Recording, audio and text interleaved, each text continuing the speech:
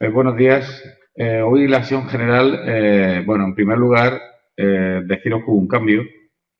El doctor Roberto Torres, que está con nosotros, no podía llegar a la sesión de hoy y le pedimos al doctor Moraleda y al doctor Domingo Pascual si ellos podían llevar a cabo la sesión de hoy.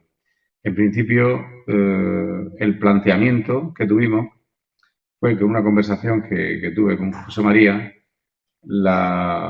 el presentar ensayos clínicos terapéuticos que estamos llevando al hospital. Hay muchos más ensayos clínicos en el hospital IMI, pero en principio estos fueron los que más nos parecieron interesantes en este momento de presentar.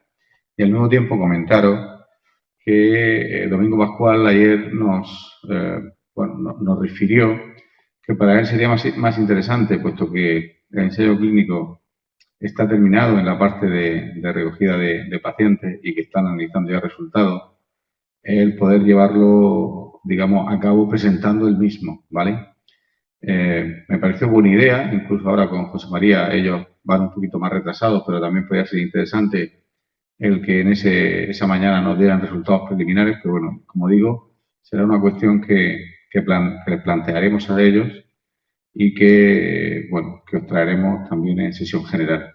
De tal manera que lo que hoy vamos a ver va a ser solo el ensayo de FACOVID, no el COL-COVID, que nos iba a presentar en cardiología. Este ensayo de fibrotide pues viene desde hematología en unión con UCI y nos van a presentar José María Moraleda, Rubén Jara, que me alegro de verlo, sé que ha estado fuera de la circulación durante unos días, y Antonio Martínez, que es el coordinador del ensayo desde el punto de vista de enfermería. Me imagino que será no sé cómo se llama ahora mismo en inglés, pero bueno, el que coordina toda la parte del ensayo. Sin más, yo creo que José María, cuando tú quieras, empezamos.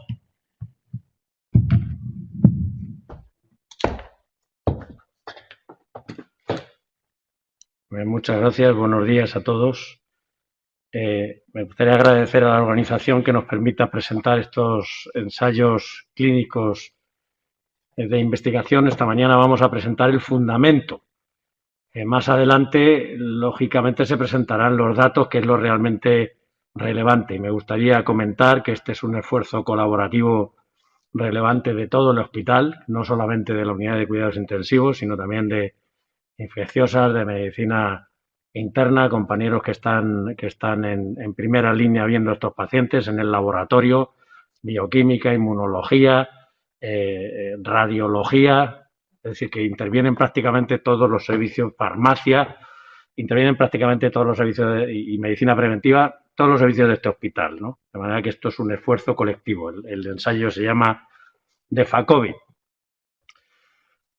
Ha sido presentado el fundamento de este ensayo en el reciente congreso del Grupo Europeo de Trasplante, que nos invitaron a presentarlo, y en el curso internacional de terapia celular.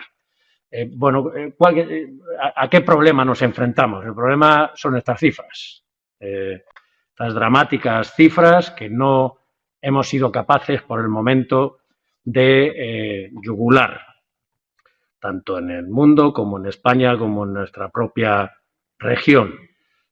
¿Y qué tenemos, qué tratamientos tenemos en estos momentos para estos enfermos?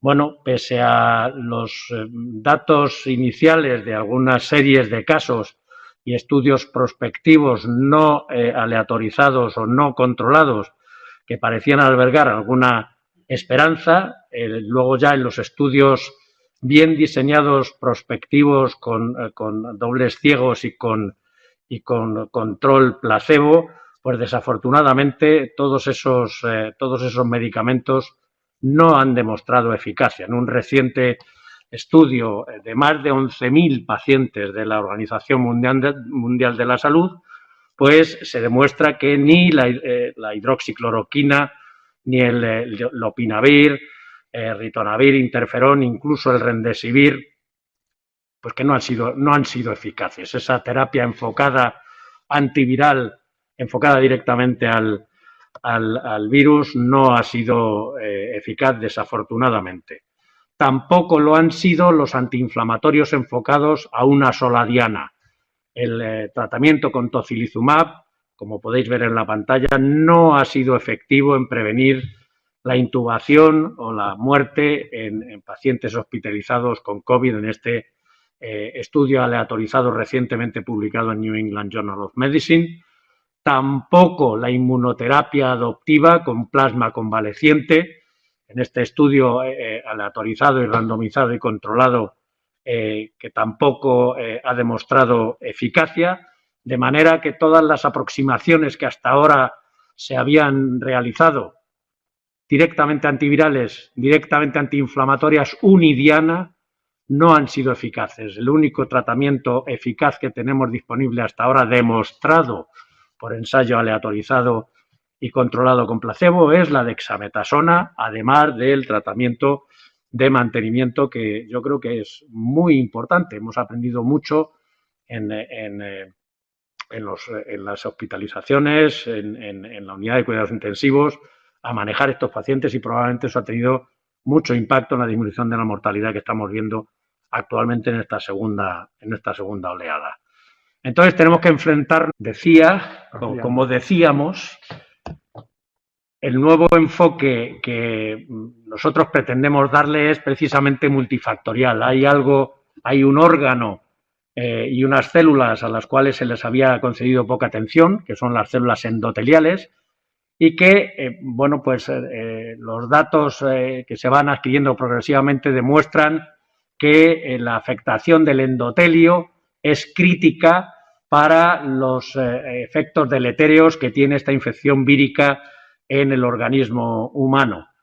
Nosotros sabemos que las células endoteliales tienen receptores para AC2, que el virus infecta las células y que produce una activación de las células endoteliales. Las células endoteliales son una fuente inagotable de citoquinas inflamatorias y de otras señales y de activación de la coagulación, por ejemplo, pueden provocar síndrome de liberación de citoquinas. El virus, después de la activación, daña la célula y provoca apoptosis del endotelio. Eso determina una rotura de la barrera endotelial y aquí pues viene el gran problema. La barrera endotelial, sabéis todos muy bien, que determina que el endotelio vascular, que los vasos estén diferenciados con el tejido que les circunda, y cuando se rompe, pues hay fuga capilar y en este caso hay edema. En el pulmón habrá primero edema intersticial, posteriormente edema alveolar, pero además, si se rompe la barrera del endotelio, se queda el subendotelio expuesto y hay activación de la coagulación y de las plaquetas. Y eso determina una trombopatía diseminada, una angiopatía trombótica, que es la determinante también de la microtrombosis que se produce no solo en la circulación pulmonar y que es extensiva, sino en los pacientes graves en otros órganos como el aparato cardiovascular, el riñón, el hígado, etcétera, y en consecuencia isquemia en esos órganos, fallo multiorgánico y fallecimiento. En este círculo vicioso intervienen moléculas tan importantes como la heparanasa, que es una enzima que se sitúa en el subendotelio, como el heparansulfato también, que puede ser un receptor del virus y que determina la activación de mensajeros de la inflamación tan importantes como las MAP quinasas y la activación del complemento. De manera que pensamos en esta hipótesis patogénica que el endotelio es el director de orquesta de todos estos efectos adversos que ocurren como consecuencia de la infección y que determinan que esta enfermedad sea una enfermedad sistémica. ¿En qué nos basamos para decir eso? Bueno, pues los datos histológicos de los pacientes que han sido sometidos a necropsias demuestran que, como ven aquí en la pantalla, que no solamente en el pulmón existe afectación del endotelio. O sea, aquí pueden ver que hay una una afectación del endotelio en el alvéolo, sino también en el intestino y en el riñón, en las células glomerulares del riñón. Estos circulitos de aquí son virus. A más aumento pueden ver ustedes cómo se produce esta endotelitis. Esta es una célula endotelial que está inflamada, que está con, ya de hecho en apoptosis, con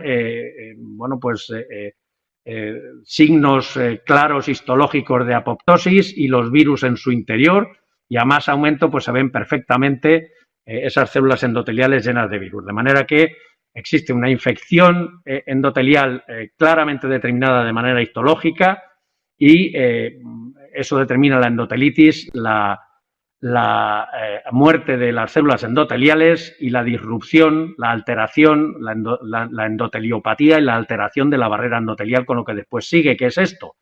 Es un daño alveolar difuso, como pueden ver en la pantalla, en el alvéolo pulmonar, con, como ya hemos dicho, edema intersticial, edema alveolar, infiltración por células inflamatorias, incluso membranas y alinas dentro del alvéolo, y lo que es más, una microangiopatía trombótica muy relevante. Se pueden ver en el intersticio alveolar estas imágenes que son trombos, microtrombos, a todos los niveles. Fíjense ustedes qué impresionante microangiopatía trombótica dentro del riñón, que por inmunohistoquímica pues se pueden ver que son plaquetas y fibrina en la imagen de la derecha. Bueno, no es solamente a nivel pulmonar, sino también en otros órganos, y no solamente afecta a los pequeños vasos, sino también a los vasos intermedios y los vasos pequeños, de manera que la apatía trombótica es uno de los efectos relevantes de la endotelitis, y también en los marcadores que se están viendo actualmente en esta enfermedad, pues se demuestra claramente que existe esta inflamación endotelial, esta endoteliopatía, con aumento de marcadores típicos de afectación del endotelio, como el antígeno del factor von Willebrand, como la P-selectina y el CD40 ligando, la trombomodulina soluble, y también una disminución de la actividad fibrinolítica, asunto importante, o sea, aumento de la trombosis, disminución de la fibrinolisis, en consecuencia, coágulos por todas partes. Y algunos de estos factores tienen influencia clara en la mortalidad, como ven ustedes aquí, como la trombomodulina soluble. De manera que la hipótesis patogénica que tenemos se ve reflejada en esta diapositiva, el defibrotide, este medicamento, que es un polirribonucleótido natural que se obtiene del intestino animal, inhibe el heparansulfato, es un medicamento que afecta a la patogenia de la enfermedad, no solamente en una diana, sino en múltiples dianas, inhibe el heparansulfato, protege el endotelio, asunto importantísimo, disminuye el daño endotelial y la rotura de barrera de la que estábamos hablando, y en consecuencia disminuye la inflamación y la fuga capilar, y también establece un balance muy equilibrado entre la trombosis y la fibrinolisis. Aumenta la fibrinolisis y disminuye la trombopatía que ocurre en esta enfermedad como consecuencia del daño endotelial. De manera que el defibrotide, que es un medicamento que ya está aprobado para esta idea se nos ocurrió porque estábamos haciendo unos experimentos que lidera el doctor David García Bernal en el IMIB, en nuestro grupo de investigación, de un modelo de ratón con inflamación fulminante mediada por el sistema inmunológico, que es la enfermedad injerto contra huésped, en ratones HLA completamente disparatados, diferentes, un trasplante haploidéntico, y utilizando el defibrotide como profilaxis, como podéis ver en la imagen de la derecha, pues logramos que el animal que tenía un 100% de mortalidad si no se hacía nada, como se ve aquí en la gráfica de abajo de la izquierda, tuviera una supervivencia de más del 85%, lo cual nos sorprendió muchísimo. Se repitió este experimento porque la verdad es que al principio no nos lo creíamos y efectivamente se comprobó, igual que el daño que existía en los tejidos, con disminución de la infiltración de los linfocitos T y de los neutrófilos, de manera que el defibrótide, como hemos visto anteriormente, es capaz de restaurar el endotelio, de proteger el endotelio, y no solamente eso, sino que también equilibraba las citoquinas, disminuyendo de manera muy significativa las proinflamatorias, como pueden verse en estos datos, y aumentando las antiinflamatorias. Y por último, también el defibrotide disminuía la sobreexpresión de las moléculas de adhesión endotelial y de las integrinas tan necesaria para que los leucocitos, los neutrófilos, los linfocitos, atraviesen el endotelio y lleguen al alvéolo pulmonar, como la E-selectina, P-selectina, VCAM, EICAM, que aquí pueden verse los datos. Eso nos llevó al desarrollo de este ensayo clínico, que es un ensayo clínico prospectivo, multicéntrico, aleatorizado, en grupos paralelos, doble ciego y controlado con placebo para la infusión de defibrotide en perfusión endovenosa continua en la prevención y tratamiento del distrés respiratorio, el síndrome de liberación de citoquinas del COVID-19. Como se puede ver en la pantalla, el ensayo tiene como, digamos, innovación que el defibrotide se pone en las dosis para lo cual está aprobado 25 miligramos kilo día, pero en vez de cada 6 horas en perfusión intravenosa continua para proteger al personal sanitario que no tenga que entrar 4 veces al día a ver al paciente, y tiene 2 ramas, una rama de grado 4 o 5 de la Organización Mundial de la Salud, son pacientes que tienen que estar diagnosticados por PCR, que necesitan oxígeno, que están hospitalizados, y grado 4 o 5 es que necesitan, soporte con gafas nasales o con mascarilla, y grado 6 son los pacientes que están ya intubados. Estas dos ramas, son aleatorizadas a tratamiento estándar, al tratamiento que se sigue en el hospital. El paciente recibe el mejor tratamiento disponible de soporte, más placebo, y defibrotide más el tratamiento estándar, en una proporción 2:1, de manera que cada 3 pacientes, 2 pacientes recibirán el tratamiento experimental.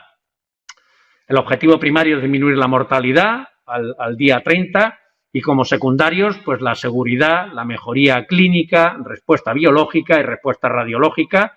Y el ensayo, como aquí pueden ver, es un ensayo muy sencillo en cuanto a los criterios de inclusión: consentimiento informado, PCR, que estén hospitalizados y que se requiera oxígeno, y este marcador de inflamación lo elegimos porque al principio y ahora la interleuquina 6 es un marcador de inflamación que ha demostrado influencia en el pronóstico de esta enfermedad. Tiene que ser 3 veces mayor de lo normal para seleccionar los pacientes que probablemente se pondrán peor, evitarles que lleguen a la UCI, y a los que lleguen a la UCI hay que evitarles el fallo multiorgánico. Y como criterios de exclusión exclusivamente se tiene el sangrado agudo, el sangrado que esté actualmente disponible, pacientes que estén sangrando, y el tratamiento anticoagulante, la heparina, a dosis terapéuticas. Dosis terapéuticas se considera 1 miligramo kilo cada 12 horas. Si es menos de eso, se puede meter a los pacientes en el ensayo. También se excluyen los pacientes que están participando activamente en otro ensayo clínico. Paralelamente, a este estudio clínico hay un estudio biológico muy profundo en el que intervienen muchos grupos de investigación del IMIB y de este hospital, y se analizarán diferentes subpoblaciones inmunes por parte del Servicio de Inmunología y otros grupos de la red de terapia celular, el balance trombótico fibrinolítico, niveles de citoquinas, 18 tipos de citoquinas, quimioquinas, moléculas inmunorreguladoras, y estudio de la disfunción endotelial que los llevará a cabo el grupo del doctor Enrique Herreras del Hospital Clínic de Barcelona, con cultivos in vitro y modelos en 3 dimensiones de endotelio y tejido endotelial.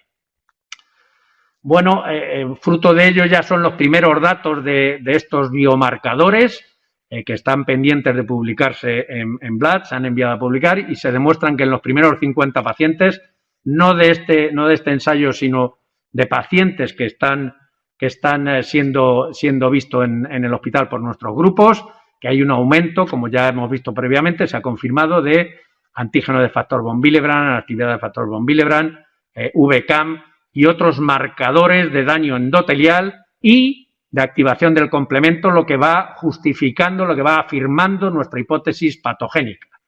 De manera que, nuestro punto de vista, de acuerdo con los cardiólogos europeos, es que al final a lo que nos enfrentamos es a una enfermedad endotelial y, en consecuencia, el tratamiento tiene que ir dirigido hacia el endotelio, bajo nuestro punto de vista. Y paso la palabra al doctor Rubén Jara, de Medicina Intensiva.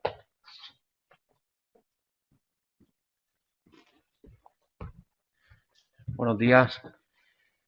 Bueno, gracias, doctor Moraleda, y gracias a la Comisión de Docencia por invitarnos a participar en esta sesión.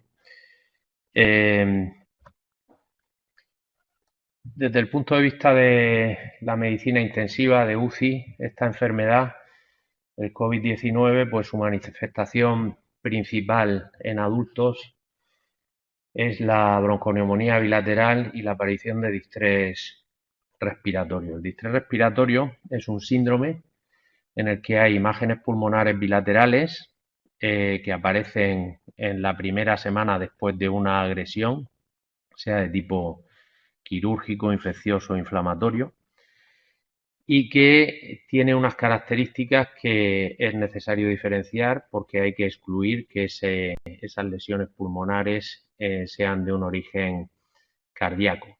Es decir, hay que excluir el edema pulmonar como causa de esas lesiones.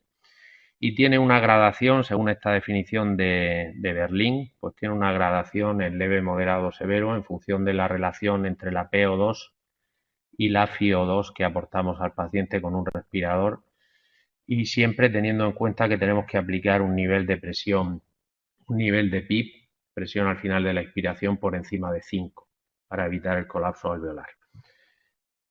El distrés respiratorio es un síndrome que no es nuevo, lleva más de 50 años descrito y se caracteriza por un daño al endotelio capilar y un daño al epitelio alveolar. En los años 60, finales de los 60, se empieza a describir, se describe el barotrauma, se describe el volutrauma en relación con la ventilación mecánica. Años después se describe el biotrauma. Se han hecho múltiples ensayos buscando, tratando de mejorar el pronóstico, la supervivencia y tratando de limitar el daño inducido por la ventilación mecánica en ese pulmón ya de por sí dañado previamente, ¿no?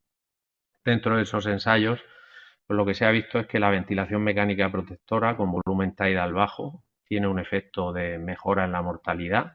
Lo que se ha visto también es que colocar a los pacientes en prono, ventilarlos mecánicamente, pero colocándolos durante 16-18 horas al día en decúbito prono, pues mejora la relación ventilación-perfusión y mejora la hipoxia.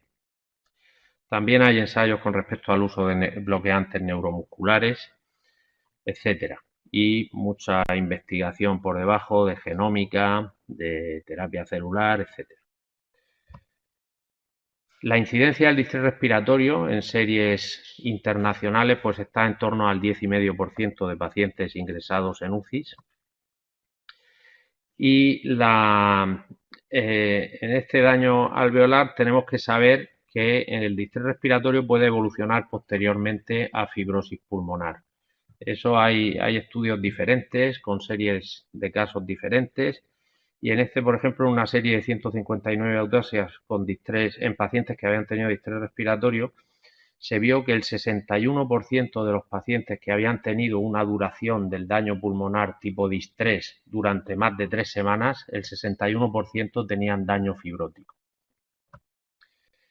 Nosotros los intensivistas, lo que recordamos, pues la varicela en adultos, por ejemplo, provoca un daño pulmonar bilateral muy severo. En el año 2009 ocurrió una epidemia, un brote de gripe A, como todos sabemos, y que generó una alerta importante en los servicios de medicina intensiva por el incremento en el número de casos de bronconeumonía bilateral. De hecho, en este artículo lo que se refleja es que la primera causa de neumonía vírica era la influenza, la gripe A, ¿no? Con un cuadro bastante severo. ¿Qué ha pasado después? Pues que el COVID-19 ha barrido con todo eso, como sabemos todos. Tradicionalmente, el distrés clásico se manifiesta, como decía antes, por hipoxia y por complianza baja, es decir, por una capacidad de distensibilidad del pulmón disminuida. Como ha comentado el doctor Moraleda previamente, este es el primer artículo que conocimos en el mes de abril o así, en el que se describe el daño endotelial en autopsias. El artículo también en estos meses en los que estamos todos aprendiendo con respecto a esta enfermedad, pues hay autores y expertos en ventilación mecánica como Gattinoni, por ejemplo, que han descrito diferentes fenotipos en cuanto al daño pulmonar. En unos en los que predomina la complianza baja, la distensibilidad pulmonar muy alterada, y otros en los que no predomina esa complianza baja, esa alteración de la distensibilidad. Entonces ellos proponen que se ventile a los pacientes en función de los hallazgos que tenemos cuando conectamos el respirador y medimos parámetros respiratorios de cada paciente, individualizando. Eso ha generado en la comunidad internacional de cuidados críticos, ha generado discrepancias, y en este artículo lo que se recomienda es que nos sigamos guiando por la evidencia y que sigamos protegiendo el pulmón del daño inducido por la ventilación mecánica, a pesar de todo, ¿no? Estos son hallazgos de TAC en los que se ven diferentes fases y diferentes patrones con el crazy paving y el patrón en la diapositiva aquí en la E, lo que sería el patrón más típico de distrés respiratorio, con un predominio del daño en regiones basales y con una evolución a peor de ventral a dorsal. Como decía, bueno, la complianza es un parámetro fundamental en el distrés respiratorio, conocer cómo está la distensibilidad pulmonar, y lo que se ha visto en esta serie de un estudio multicéntrico es que los pacientes que tenían un dímero D elevado y que tenían complianza baja, que cumplían esos dos factores, pues tenían en esta serie una mortalidad del 56%, que es muy elevada, ¿no? Posteriormente hemos visto también que todo esto está en relación con el daño endotelial y el daño vascular. Pues este artículo, que es una serie de 4 casos en los que se han descrito en pacientes que estaban con ECMO, se han descrito roturas espontáneas de pseudoaneurismas pulmonares con sangrado y con hemotoras, y que se achaca pues una afectación tipo vasculitis, similar a la que puede ocurrir para un patólogo en la panarteritis nodosa. Y luego pues se han descrito también, porque hemos tenido aquí casos, hemos tenido 3 pacientes en los que han aparecido anticoagulantes lúpicos, tienen, como se ha descrito antes, los pacientes con esta enfermedad un efecto protrombótico claro, pues se han descrito autoanticuerpos protrombóticos en el suero de pacientes COVID, ¿no? Pues todo esto es el fundamento que nos lleva a estar bastante convencidos de la posibilidad de que este ensayo tenga éxito. Por supuesto, aquí no vamos a hablar todavía de resultados porque no estamos en condiciones de ello todavía. Vamos a hablar brevemente del reclutamiento. Llevamos pues 85 pacientes. En este hospital se han reclutado 60. El 70% de ellos estaban en grado 4 o 5 de la OMS y el resto están en grado 6, es decir, en ventilación mecánica. Han fallecido 10 pacientes hasta ahora de los reclutados. Este es un paciente que tenía 73 años, que estuvo largo tiempo en UCI y bueno, ha tenido una recuperación pulmonar favorable en el sentido de que no se han encontrado en los TAC de seguimiento, no se han encontrado hallazgos de fibrosis. Sí que son pacientes con polineuropatía, son pacientes con daño miopatía, dificultad en la deglución, bueno, lo que es el síndrome post-UCI en pacientes que han estado críticamente enfermos y que han estado con un riesgo de muerte muy elevado. La seguridad del protocolo hasta ahora, desde nuestro punto de vista, pues no hemos tenido incidentes reseñables. La administración cada 24 horas del fármaco, que permite que haya menos intervención del personal sanitario y menos riesgo, pues la consideramos un factor fundamental. Tenemos experiencia con un paciente amputado, un paciente que se trasladó este verano de otro hospital y que requería amputación de un miembro y cumplía criterios para el ensayo, e iniciamos la perfusión 20 horas después de producirse la amputación. El paciente tuvo mejoría clínica, pero sobre todo lo que quería destacar era la seguridad del protocolo, en el sentido de que hubo un sangrado menor en la zona del muñón que se pudo controlar bien. Este es un paciente más joven que el anterior, 53 años, 101 kilos. La obesidad se ha descrito como un factor de riesgo de mortalidad muy claro, tanto en la gripe A como en pacientes con COVID-19 y bronconeumonía bilateral. Este paciente llega a la puerta de urgencias en una situación límite, se tiene que intubar abajo, se lleva al escáner, se descarta tromboembolismo pulmonar severo, se descarta. Viene con acidosis respiratoria, con hipoxia e hipercapnia, viene con una interleuquina 6 de 1200, con una complianza de 35, muy baja, y con un dímero D de 3100, pues muy elevado. En el angioTAC, como he comentado, no se describe tromboembolismo pulmonar. Y bueno, el paciente, a pesar de esas lesiones que se ven en el escáner, que eran muy llamativas al ingreso, pues tuvo una evolución favorable. Ya digo que será momento, cuando se haga el análisis interino, de describir qué pacientes han recibido el tratamiento y cuáles no. Estoy simplemente haciendo una exposición un poco anecdótica de casos. Y como conclusiones, pues yo diría que el síndrome de estrés respiratorio es frecuente en los pacientes con afectación por el SARS-CoV-2, que la complianza baja en los hallazgos de la ventilación mecánica y que el dímero D elevado se han asociado claramente con la mortalidad, que subyacentemente se encuentra una lesión endotelial, vascular y protrombótica, que por ese motivo consideramos que el ensayo de FACOVID pues tiene una justificación plena, que los pacientes, uno de los criterios de exclusión que puede causar alguna dificultad es la incompatibilidad con la anticoagulación a dosis plena, y por ese motivo algunos pacientes han salido del estudio cuando han requerido, porque tienen indicación de anticoagulación a dosis plena, y que tenemos bastante esperanza en el análisis de los casos que se haga de forma interina con los primeros 60.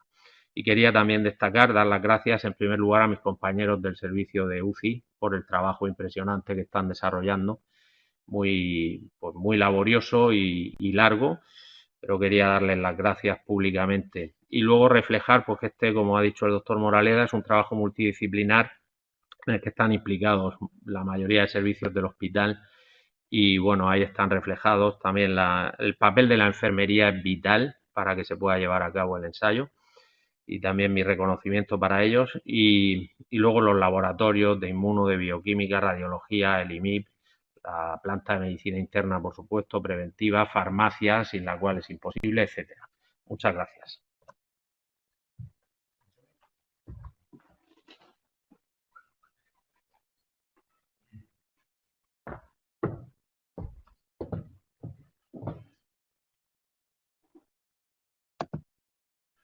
Bueno, buenos días a todos. En primer lugar, agradecer a José María y a la organización que nos permita de hablar de este estudio tan importante, que esperamos que dé buenos resultados y que podamos ayudar a muchos pacientes. Aunque Rubén ya ha hablado un poquito del reclutamiento, pues yo quería también exponeros cómo estamos a día de hoy. Llevamos 86 pacientes reclutados desde que empezamos en abril con 4 pacientes. Luego con el confinamiento, pues en mayo y en junio no pudimos reclutar ninguno porque no tuvimos casos en el hospital, y a partir de julio pues empezamos a reclutar pacientes, y como he dicho, pues a día de hoy llevamos 86 pacientes de los 150 que tenemos que reclutar para finalizar el estudio. Es un estudio multicéntrico en el que participan más hospitales. Nosotros en el RISAC hemos reclutado a 60 pacientes. Nos sigue el Clínic de Barcelona con 10 pacientes. También participa el Morales Meseguer y el Santa Lucía, que llevan 6 pacientes cada uno. Salamanca ha reclutado a 4 pacientes, y de momento el Hospital 12 de Octubre y la Fundación Jiménez Díaz no han reclutado ningún paciente. Próximamente esperamos que se pueda incluir también al Reina Sofía, y que nos ayude también con el reclutamiento y que puedan beneficiarse pacientes que estén en ese centro. Como ha dicho Rubén, tenemos 70 pacientes en grado 4 o 5, es decir, que necesitan gafas nasales o ventilación mecánica no invasiva, alto flujo, BiPAP, CPAP, y 16 pacientes que han necesitado la intubación.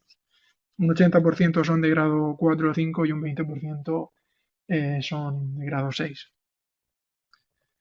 También quería aprovechar estos minutos para agradecer a toda la enfermería de este hospital su implicación y su esfuerzo por este estudio y en otros estudios clínicos que se hacen en este hospital, porque sin la enfermería es imposible realizar ensayos clínicos e investigación, al igual que con el resto de servicios, como hemos dicho, farmacia, radiología, preventiva, bueno, en definitiva todos los servicios del hospital.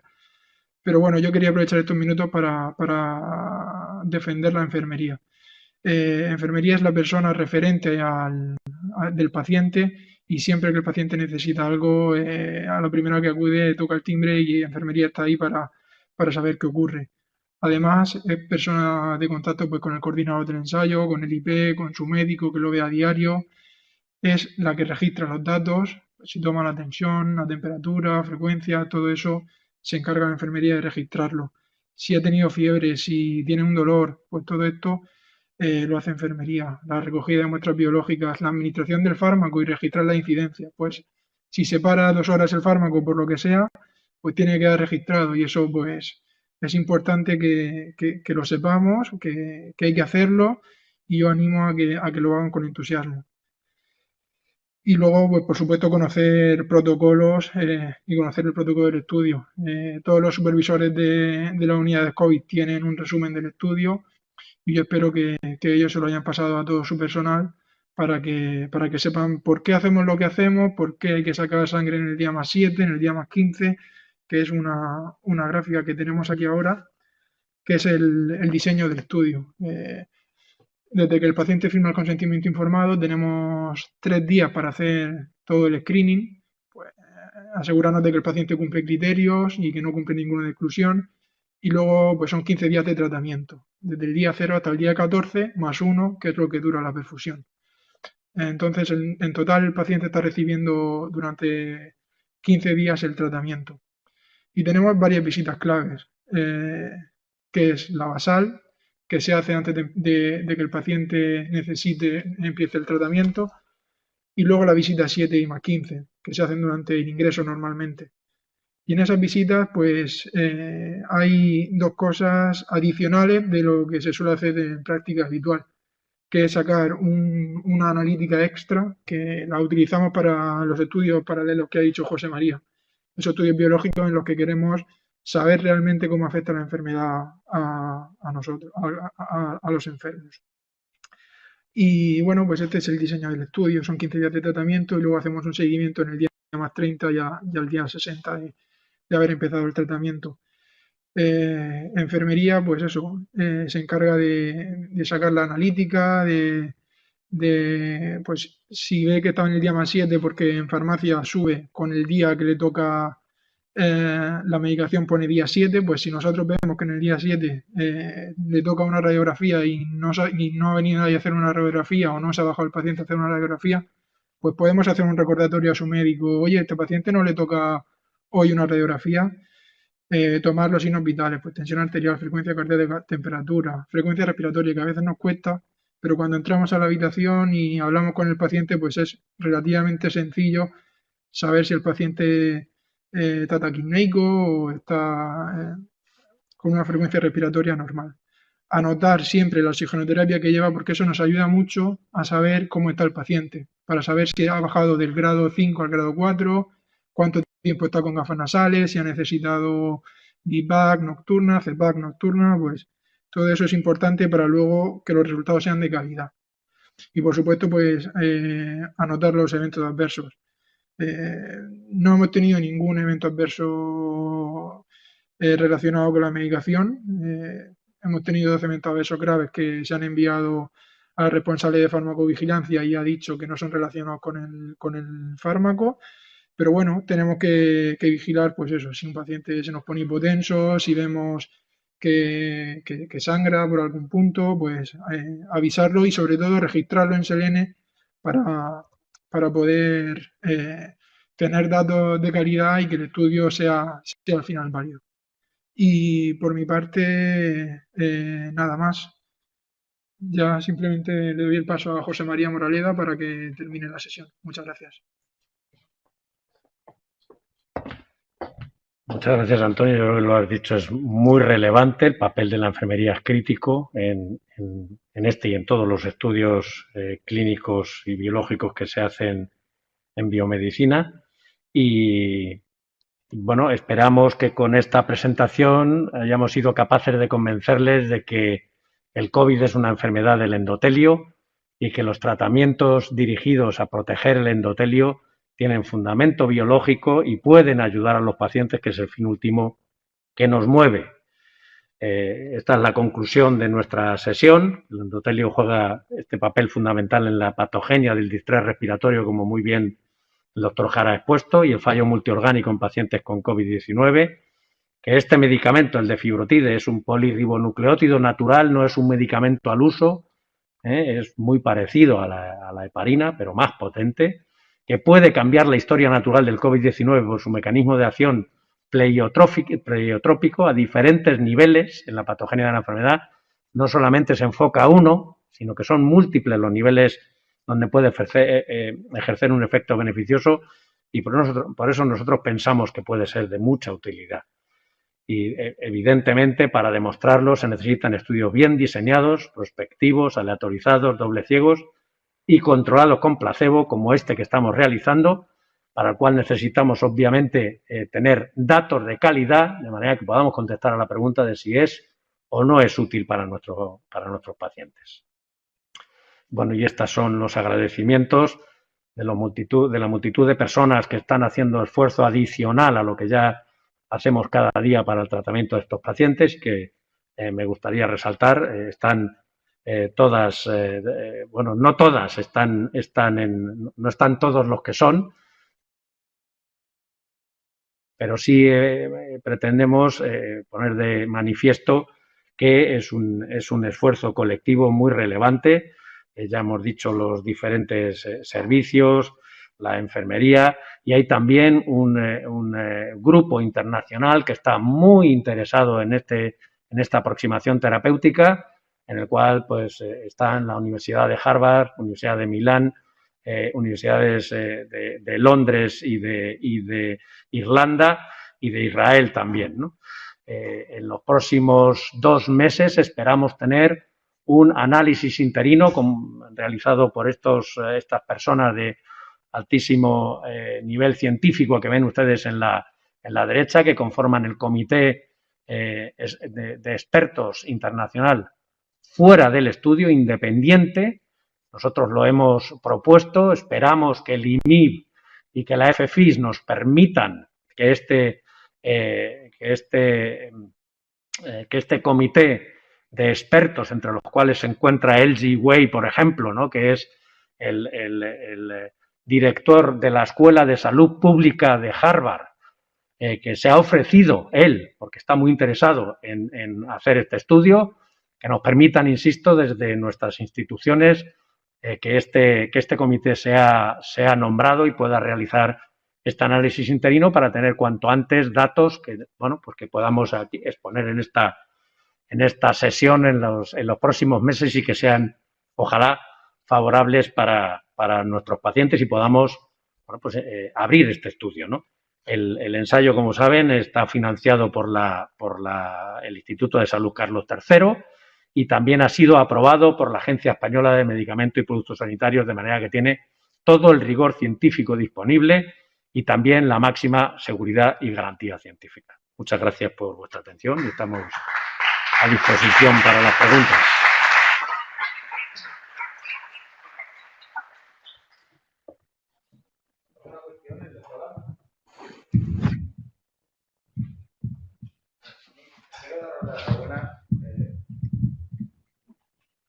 Quiero daros la enhorabuena. Al principio, lógicamente, he comentado los ponentes, pero como bien habéis dicho, a lo largo de la sesión, la colaboración de los diversos servicios del hospital es máxima.